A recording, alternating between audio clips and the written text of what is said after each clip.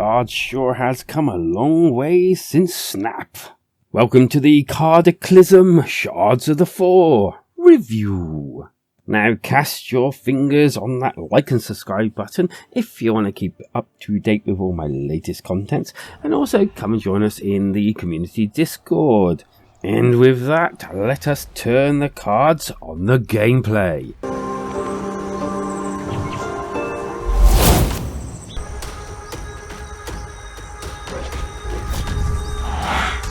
Okay, so firstly, there is so much here to cover that if I went into detail on everything, then this would be a pretty boring and long review. It's probably a boring review anyway, after all it's me, but it would be a long boring one if I covered everything. So I'll try and get it down to what you actually need to base a decision on whether you want to buy the game. Anyway, as a wizard, you meddle with shite you should not of, and end up unleashing the 4 horsemen of the apocalypse, and all their minions. And it's up to you to basically use your cards and wit to, well, clear up your own mess. After all, no one else is going to do it for you, are they? Right then, the game is set in different biomes, all procedure generated, and you have to collect golden runes and soul orbs in order to summon creatures and cast those spells. In each area, you're likely to have to go and collect a key to unlock the actual end of, well, play bit, and also have to destroy all the monsters in that area. Now, once all these things are done, you get this big nasty coming after you, one of the 4 if you like, and the whole game's pace and everything changes completely, and it's more of a run for your life to the exit, get me to the chopper type thing. And I really did enjoy, although at first I didn't, but the change in pace in the actual level. In these areas, you also can find perks, items that you can equip in your inventory, and these all give you extra buffs and all, you know, so that you can cast more, or, you know, extra health, get more runes and the like when you do certain things. And as for those golden rules and soul orbs, well, basically you pick them up as you go round, and the amount that you've collected are, well, basically the amount that you go into a battle with, and then you get them given back to you at the end of the battle. So exploring and looking around definitely pays off in this game. And I know you all want to know about the battling, but just before we get there, let's talk about the Book of Magic, which basically you use to upgrade your cards, create your own personal decks, and also there's the additional quests on there as well.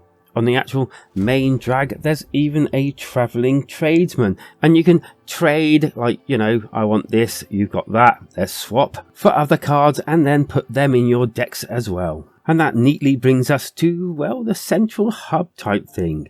It's a pub where you can pick up quests, trade, and also buy more powerful cards using a currency, which you kind of like get from picking it up in game, or you can kind of destroy unwanted cards to gain this currency, and basically you get more powerful cards this way. And now, the bit you've been all waiting for, the battling. First, decide keep or discard cards, then down to the nitty gritty. Then it's down to deciding which orbs and runes you're going to spend on spells and creatures. Choose wisely, because you only have a certain amount of each. Creatures have a health and a defense, and basically the battle is sought through that. Get their health down to 0, they die. Once you've used all your turns, it's then end turn, their go, your go, until you either win or lose. And it's back a few turns and you lose a few cards, which you then have to go and find if you can. Win, however, and you get more cards and the ability to move forth through the rest of the game. As I said, there are more bits to this game, but I think it's do you good to find them out yourselves. The game works very well for me in regarding to the actual going and playing and things like that. And I'm not really a pro at card games, but I kind of found this a bit different and also quite easy to learn, hard to master, which was a good thing. I like the fact that it wasn't just literally all about the cards, which to me kind of like eased me into it a lot easier. And also creating your own decks wasn't so overwhelming like some of the other games. I kind of like felt like I was going at my own pace, and yeah, they catered for not just hardcore, but non-pros as well, novices. As well as the different styles of gameplay I found interesting. I found the actual battles sometimes too easy, sometimes like it spikes and goes too hard. And from time to time I found myself trying to speed through the whole of one of the biomes because I kept dying over and over again because one of the 4 horses came out and just kicked my ass. Although this did teach me to start using tactics a bit more and thinking about what I'm actually spending everything on rather than just throwing everything out on the board. I will say before I go on, I had 2 crashes, like the screen would freeze up and I couldn't do anything, but apart from that, not really much else.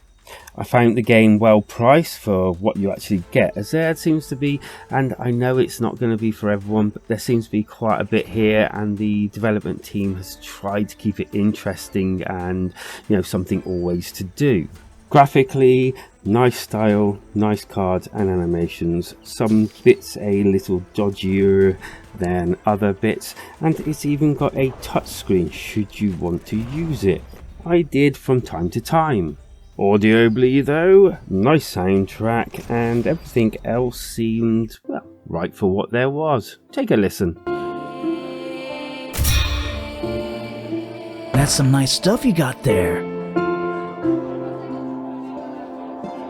You didn't need it anyway. Good. Looks nice, easy to learn, hard to master. The pub was a neat idea, and there's a lot of things here to do. The bad. The crashes was not ideal, the difficulty could spike here and there as well. And as for that all-important score, and also to see whether it'll hit the heights of the Wall of Fame, or the Wall of Shame, or that medium centre place we call the invisible wall of mediumness. And to them ends I will give Cardaclysm a 4 out of 5. It was so close to that 5 you would not believe. I've really enjoyed this game, and I like the fact that it's good for pros and novices like myself, and I also like the different styles of play integrated all into the same game. But it just had some little niggles that couldn't quite get it over that 5 out of 5 mark.